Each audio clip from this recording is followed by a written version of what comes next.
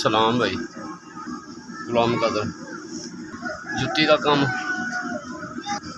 नाल बस अरतला बढ़ाया है। चल भी चलो 500 उधरों आ वेंदे उधरों ही आ वेंदे। चल भाई टुकोरे पक वेंदे। हाँ जी नहीं किराया तो बस जी गंढ तरोप का काम है। 200-250 इधरों बड़ वेंदे पिन मंग करके रेड़ी लाइए ये कोई 50-100 बच वेंदे।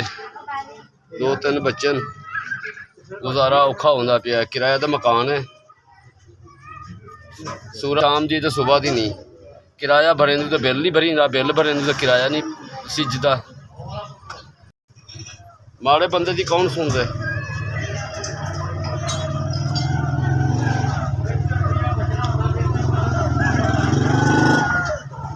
परेशानियां महीना तो कोई शायद बचती नहीं। माड़े बंदे से बस कहीं वेले भुखे तो कहीं वेले रजे बस गुजारा होंदा पिया। बस शुक्र उनकी ज़ात दा अल्लाह की ज़ात पूरी करनी पी। माड़े बंदे का कोई नहीं है अल्लाह तो बगैर हुण कोई सहारा ही नहीं सारा। कौम तुम्हारी बड़ी मेहरबानी है भाई बड़ी मदद की है। मेरे नाल 5000 मेरे को दिते हुए बड़ी मदद की है। अल्लाह तो को सलामत रखे अल्लाह तो को तंदुरुस्ती देवे अल्लाह तो को भाग लावे इतना भाग लावे ई तो ज़्यादा ही लावे। अल्लाह करे तो को अल्लाह में देना रहे तो इमें अल्लाह करे माड़ियों की मदद करें ही रहो। अस्सलाम वालेकुम भाई शुक्रिया अदा करें भाई शुक्रिया अदा करें बेटा।